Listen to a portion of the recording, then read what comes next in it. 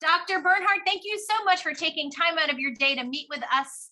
I am so looking forward to hearing a little bit about what it is that you do with vertical flight testing. Can you start off by telling us a little bit about what that is and who you are? Yeah, my name is Andy Bernhard. I am an engineer, and specifically I specialize in helicopters or vertical flight. And many of you have flown from point A to point B to visit friends, family, go on vacation in a fixed wing aircraft. And what you know on that is you need a big long runway to get airborne. There are times when you need to be able to take off vertically and land vertically.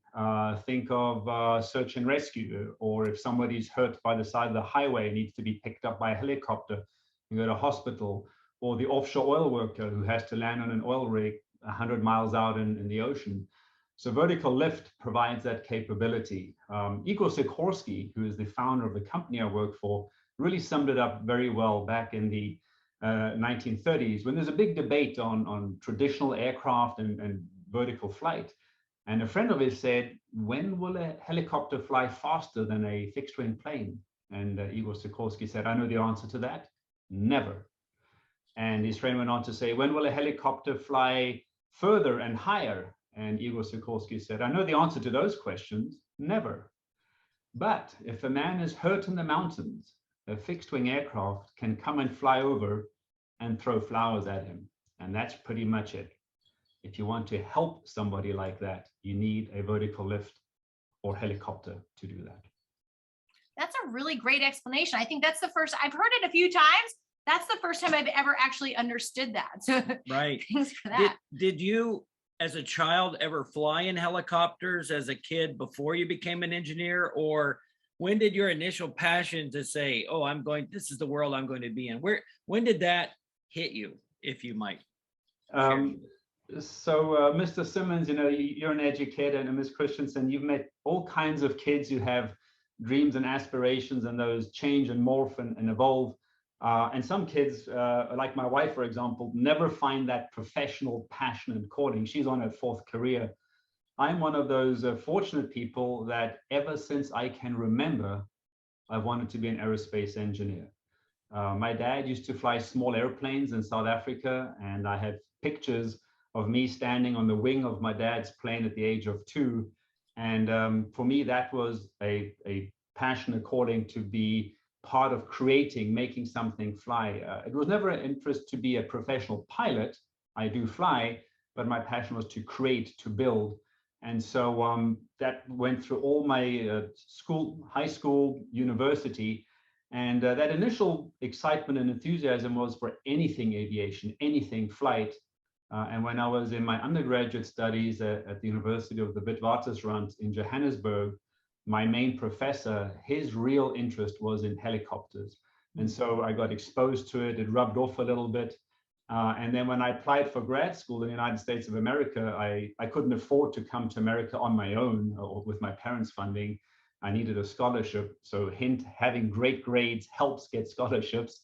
And of the 10 universities that I applied to, the first one that gave me a full scholarship offer was the University of Maryland. And they specialized in hypersonics and helicopters. And in the 1990s, hypersonics, although intellectually stimulating, I couldn't really see the opportunity to build and create and be part of a vibrant community. Not to say that hypersonics is not important, but helicopters really grabbed me. And so for me, here I am 20 years later as a professional engineer working in the helicopter field. Really, for me, it's been a lifelong journey of passion, joy, and seeking new challenges. Right. Well, if you just look at just simple volume, right? How many hypersonic aircraft will fly today versus how many helicopters will take off today? So that's you win by the volume there. Yes, and I do want to say, that's a decision for everybody individually. We've talked about Igor Sikorsky, who developed the idea of the single main rotor, what we consider a traditional helicopter. Back in 1939, when he built his first one, there wasn't a large demand and market for it, and he had that pioneering vision. And we're seeing that with hypersonics now, that there is, continued energy and enthusiasm and pioneering vision. And I certainly do not want to discourage anybody from that. But for me personally, in that choice between the two, helicopters grabbed me. And you know what? It's a good thing. Otherwise, we'd all be chasing the same technical career versus the breadth and range of all the wonderful products we see being developed. Well, for our lay people and maybe some of our parents who might be listening, tell me about hypersonics. Like what exactly would that, I mean, I understand the concept of what hypersonics means, but what would that, I know what a helicopter looks like. What does hypersonics even look like? So there are really sort of 2 to 3 realms of aerodynamic flight. You have what's called subsonic. So if you drop a pebble in a pond, you see a ripple spread out. That is the speed of a disturbance in water.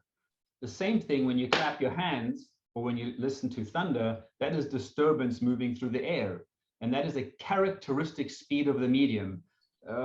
For air, it's roughly 300 meters a second, 1,000 kilometers an hour, depends on temperature and density and a few other things. And so if you're flying in an aircraft and you're flying through the air lower than that speed of that disturbance, then you're subsonic. And what that means is your disturbance in the air can be felt ahead of you. If you're flying supersonic, then you are flying faster than the disturbance. And again, let's use the pond as an image. If you have a little boat and you're pushing it through the water slowly, there's a bow wave that is moving forward from the boat. You can see it ahead of the boat. So people in front of the boat will eventually sense that wave before the boat comes. So that's subsonic. As you push the boat faster and faster and faster, you get that traditional triangle-shaped wake. That's because you're going faster than the speed of disturbance in the water. And so a supersonic plane has that same characteristic wedge, which we know as the shock wave that rattles your windows and loosens your fillings. And so that is, if you're flying faster than that, is called supersonic. You're flying faster than the speed of sound, the sonic speed. And then there's an Austrian physicist, his name was Ernst Mach, and he was the first that really characterized this characteristic speed, the speed of sound, and what governs its a number. And so if you're flying greater than Mach 1, you're flying faster than the speed of sound, supersonic. Most of the aircraft that we've dealt with, the Concorde and the fighter aircraft, they fly Mach 2, maybe Mach 3. The Blackbird, right? The famous SR-71 flies Mach 3.2, 3.3, roughly. And so that kind of is a supersonic realm. And then there are aircraft that can fly a little bit faster, call it Mach 5, Mach 6. And so to distinguish those, very special, very cool machines from the supersonic, great marketing people coined the phrase hypersonic, right? And so hypersonics is traditionally greater than Mach 5 and beyond. And once you get into, space travel and whatnot, it's kind of irrelevant because there's no medium, no air. So, like the space shuttle, once it's up in space, flying a lot faster, it doesn't matter. Well, I have so many questions I want to ask about the speed of sound, but let me ask you one hypersonic question first. I can think of 3 areas where hypersonics research seems to be important, and maybe I'm wrong, but which of these do you think is more important? Or is there another area I have not considered? Number 1, you got propulsion. Number 2, you've got the material science with all the friction and heat. And number 3, the control surfaces. Are there other areas of hypersonics that are really important? And which one of those do you think has been lagging, right? What was the lagging aspect of hypersonics that only recently has brought them more to the forefront? Mr. Simmons, you've kind of hit it on the head for any aerial vehicle, if you will, right? You need a power plant that's strong enough with the transmission, other things to transfer the power to the propulsive and lifting device. You need the materials to carry the load, to withstand the temperature and heat, and then you need controls to do that. Let's go back to the SR-71 Blackbird, right? It was decades ahead of his time. Mr. Johnson from the famous Lockheed Skunk Works and his band of merry men worked on that, but they solved how do you start off at low speed, subsonic, transition to supersonic, to hypersonic. Well, I guess the Blackbird isn't really hypersonic, but to get to those high speeds, and then related aircraft such as the X-15, which was our first real hypersonic test aircraft. So those items have been explored and touched upon. Where the real challenge is, I think, is twofold. One, how do you now repackage that into useful vehicles. So think of any early, like Igor Sikorsky. He built his first helicopter in 1909 at the age of 18 in Kiev. And he built it, and it was on a scale, and he could generate 300 pounds of lift, but the whole contraption weighed 400 pounds. So he didn't have the power plant, he didn't have the materials, the technology, and the control system. So his genius was he put it aside for 30 years and built awesome fixed-wing planes and came back and built his helicopter. And with hypersonics, we've kind of done something similar. We got the X-15 to hypersonic speeds in the, don't quote me, 60s and 70s. And we've since done a lot of additional work at NASA with these really interesting test programs right now. But where we really need to take this is, so what are we going to do with this? Now, there's the whole military application, right? Weaponry and kinetic weapons that fly that fast. But from a useful perspective for humanity, kind of like the helicopter is useful to go rescue somebody, hypersonics is useful because you can get from New York to London in a fraction of the time it takes normally. Right. And so I think the challenge is finding the right form, the right form factor and shape that allows you to package the payload, the people, the cargo, to go from A to B, and the infrastructure. When I say infrastructure, it's not just the airport and the landing zone, but the whole regulatory system that goes with that. And that hasn't started yet. You're seeing it in the electric vertical takeoff and landing world, where a lot of companies are developing interesting aircraft, and the FAA is starting to think about, well, what would it be like if we had these autonomous and semi-autonomous aircraft taking off from city centers and flying all over the show. But for hypersonics, I think the big step that has to happen is, what is a practical vehicle? What is a practical mission? And what might be the infrastructure that goes with that? So for people who are not passionate about helicopters, hypersonics is right now really ripe and open for innovation, right, and people with energy and enthusiasm to come and step into that and start creating. So in your world, every rooftop in a big city is simply a helipad waiting to be utilized. Yes. So the element there that is really tricky is one, we need to get the reliability of our aircraft significantly higher. I hate to say it, right? But if you open up the news and there's a fiery crash and helicopters flies close to the ground, oftentimes, night and dark, bad weather, if they're rescue machines. And so those get a lot of attention. Yes. And if we don't if we increase the number of aircraft flying by a factor of 10 or a factor of 100 or even a factor of 1,000, the public simply doesn't have the appetite to open up the newspaper, or metaphorically, I guess nobody reads newspapers anymore, right, open up your favorite news app and see, some vehicle had an incident. So increasing the reliability is critical for that. Right. And then the other thing is, in the traditional aerospace world right now, pilots are highly educated, highly regulated, highly trained. And if we go to this, anybody can get into the vehicle and press the button, and you're not actually flying. Our autonomous controls have to get dramatically better. There's a couple of companies out there, you've heard them in the news, you're doing unmanned cars, and there's occasionally accidents. My favorite one is when the unmanned car drove into the police car. Right? That's probably something you shouldn't do while developing the technology. But if we're having those kinds of challenges on a wheeled vehicle on the ground, the challenges doing this in the air are enormous. Again, great opportunity for innovative, forward-looking people to really help solve and create a new opportunity. And yes, so one day we should all take off from our roof and go to school or to work. Well, that's what I was thinking about, is just the idea of emerging fields. So as we have some of our students who are heading off to college and in high school, and they're starting to think about the idea of engineering, it seems like there's a lot of opportunity on the horizon for that kind of area.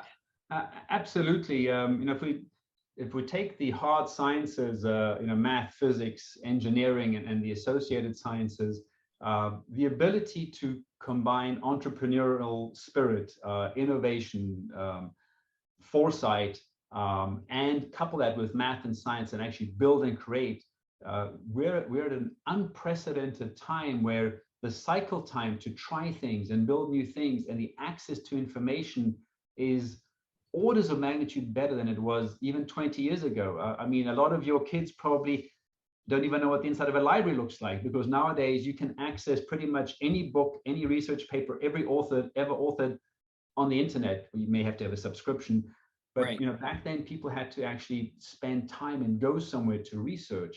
And nowadays, when you look at what the kids have with these, you know, Raspberry Pi and those other kinds of experimental things, and even, you know, what your organization has done with you know, going onto CubeSats, that learning cycle in order to build, fly, learn, build, fly, learn, nowadays is so much shorter and allows kids to learn so much quicker. And frankly, that is one of the biggest challenges the industry has, because we are so not, I don't want to say risk averse, but so conscious of managing and mitigating risk, that development cycles for new aircraft, for new helicopters are not just years, but they're decades now. And you know, when you have an engineer come in and it takes them 10, 12 years to go through a full life cycle, all that learning to be reapplied to the next aircraft, that gets hard. Igor Sikorsky built his first 4 aircraft, I think, in less than 5 years. Very quick learning. And so the new engineers of today, especially in the eVTOL and these experimental realms, have the ability to learn in much faster cycles and therefore become very, very capable, effective engineers to shape our future. Sure. I just have one more Sikorsky question. What made him brilliant? Was it the fact that he was persistent? Did he just envision Bernoulli's being applied in a circular direction? What was genius about him? And is it true that Da Vinci is the first human that we have records of imagining vertical flight, powered vertical flight? So I will answer it backwards. In my mind, the first idea of vertical flight probably comes from nature. When you look at the seeds of certain trees, that when they spiral down, they got a little weighted part and sort of a wing shape, and they spiral down. It's not powered, but it's descending at a slow speed vertically. So in my mind, that's sort of one of the first. But yes, in terms of human endeavor, from the written record, Da Vinci is one of the first who had the idea of, can you take something that was well known, right? The Archimedes screw, right? The screw jack principle, and kind of said, well, can you screw the air with that? And hence in many early literature, the propeller was called an air screw. And so his famous Da Vinci drawing is arguably one of the first. In fact, the Vertical Flight Society, a year or 2 years ago, they have an annual student competition. And they actually challenged the students to design and build one of these Da Vinci air screws and test them. And again, you know, with modern 3D printing and things like that, it was pretty easy. And these students actually flew these things in a controlled test environment. Turns out it's not a very efficient lifting device. So Da Vinci definitely is one of the first humans. Igor Sikorsky and genius. You know, when you look at these early pioneers, and this goes for any field, but in the field of aviation, the Wright brothers, Bill Boeing, Northrop, Arthur Young, Igor Sikorsky, Piasecki. What drove a lot of these people is the vision to have something before them that they want to create, an insatiable drive to do it and to teach themselves and to not let obstacles get in the way. And in most cases, a true sense of doing it for a greater good. A lot of these early guys didn't really do it, at least initially, for self-aggrandizement and for self-promotion. They did it because they simply believed in it and they loved it. And they had a combination of determination, perseverance, skill. You had to have a combination of technical and piloting skill, and some luck, right? Some of these early guys simply aren't here because they weren't that lucky. Igor Sikorsky used to say, you know, in those days, the chief engineer was also the chief pilot and was generally a self-correcting problem, if you will. And so, you know, when you look at people like Sikorsky, he came to America, you know, as a result of the change in political environment in Russia after World War I. And he had no money. He was teaching math as a tutor in the New York, Long Island area. And he started building an aircraft in a chicken farm on Long Island. And he built the first plane. He had no money, and he talked everybody into working with him by promising them, you know, being part of the first flight. He had no money for metal, so the airframe was made out of discarded hospital bed frames, right? And then the first flight didn't work out too well. They kind of had a hard landing, or maybe call it a crash.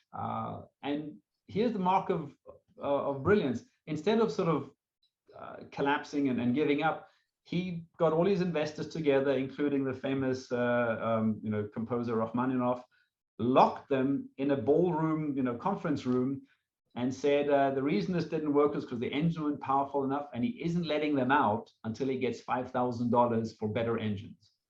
And so, that combination of just not giving up and salesmanship, but good salesmanship, is one of the hallmarks. And I mentioned earlier, to me, for Sikorsky, the real genius is in 1909, when he realized he couldn't build a helicopter, which he wanted, he put it aside and he started building fixed-wing aircraft, building fixed-wing aircraft. He spent almost 30 years doing that. And then he came back to build his helicopter because the time was right. He had the ideas, the math, the science. And genius takes that to know when it's not ready and you have to come back later.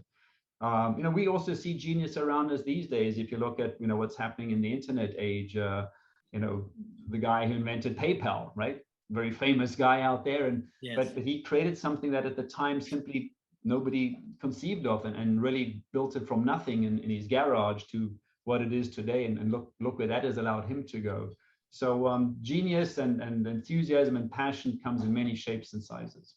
So I know that you have 2 children, and I'm hearing you talk, and I get really, first of all, I think you're fantastic about really being descriptive about how something works, to the point where I can almost envision these almost like little lessons where someone is demonstrating through your boat, imagery and the idea of the little seed pod coming down. Fascinating, number one. But number 2, when you're talking about someone who's taken an idea and put it aside and said, this isn't the time.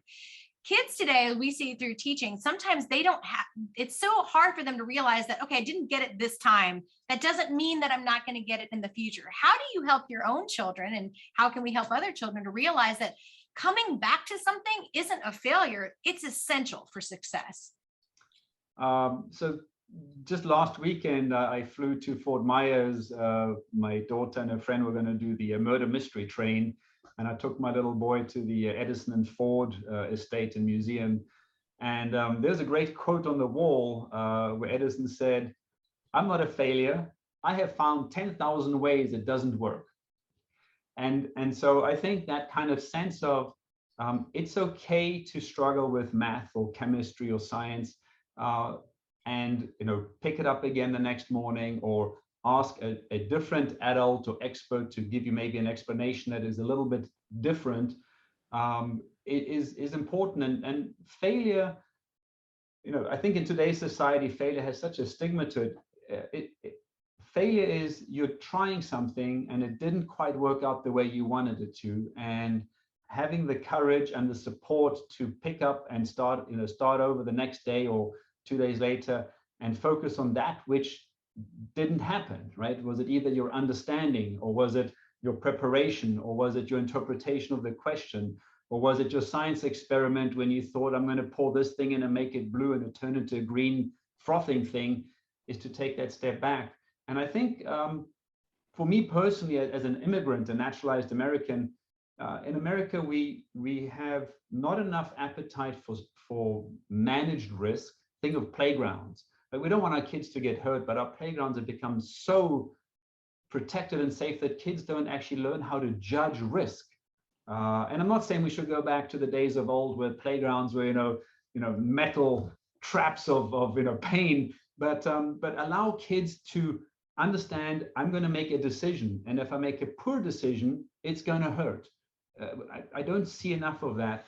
And then the other thing is, frankly, for me, and I'm not sure all educators would agree with me, I think we celebrate mediocrity and participation too much, and we don't actually let kids learn the lesson that it's hard work, perseverance, learning, and if you succeed, you will get some rewards.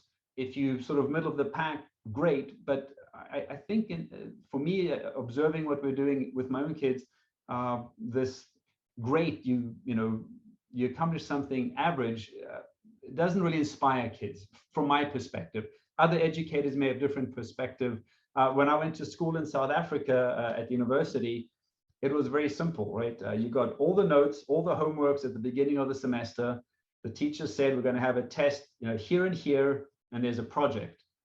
And there was no, partial grading for homework and partial grading for attendance and partial grading for neat handwriting. You had to, pass the two tests, and you had to deliver a meaningful project. Because in the adult world, in the outside world, when you're trying to design hypersonic aircraft or compete for search and rescue helicopter contracts or do other things, you're going to have to put it together and go to that next step and deliver. And so I think teaching our kids to recognize, manage, and mitigate risk, teaching our kids to strive to do the best they can, and recognize sometimes you don't, but if you want the accolades, you're going to have to deliver. Absolutely. I totally agree. I like the idea of using failure as a teaching tool, which means if you've never failed, you're probably not being stretched enough, right? You test engineers and test pilots. That's all you guys do is make something and then keep pushing the envelope on it until it fails. Then you fix it, right? And then you do it again. Iteration is an important learning tool. You've probably seen a lot of young engineers that you have probably directly or indirectly managed or trained. What do you see? Do you see a bright future for the engineers that are coming out of the system? Ms. Christensen's son is now a freshman aerospace engineering student at UCF. And, he has aspirations, I've heard of, maybe even working on the Space Coast or wherever, there's a good job. What do you see as the future for young engineers? And then how might you advise young people that are even as young as, say, middle and high school that want to get into an aero type career field? The future is bright. I think the future is always bright because the next generation has new ideas, can stand on the shoulders of those that came before them, and simply limited by their own enthusiasm, vision, and desire to do new things. The future is really great. And I think the kids of today, with the advanced schooling and the access to extracurricular activity, such as your organization, and I think you've heard me give the quote on CubeSats before when I came to do a PDR with you. Here I was with 11 and 12-year-olds who are designing spacecraft, CubeSats. I said to Mr. Simmons, when I was 11, I played with like Rubik's Cubes, right? These kids are playing with CubeSats. How can the future not be wonderful? And, I want to retire one day, and I hope these kids take care of me in retirement. So the future is definitely bright. Advice for young students, middle school, high school, university: be curious, be interested in the world around you. Do not be obsessed with what are the 18 steps I need to do to become a CEO. There are a few people who have that and become world-changing, CEOs and visionaries. But for the vast majority is find something you love and do that. Right? You're going to be in high school for 4 years in high school, undergraduate for 4, maybe 5. Certainly you shouldn't strive for 6 years in undergraduate. And then, graduate school, and I was in graduate school for 6 years. And then you're going to go work 8, 10, 12, 14 hours a day. And if you're not doing something that you love, that you truly love, it simply is an exercise in misery and frustration. And some people are fortunate to find what they love, like I did at the age of 2. Other people have to try a few things. But I find that some of the young engineers that ask me for advice have a combination of they're too eager to advance without having proven themselves, earned their stripes. And I'm not saying that you have to go through sort of, painful, traditional 1800s, if you haven't done these 18 things, you can't progress, but you have to deliver and succeed before you can really grow.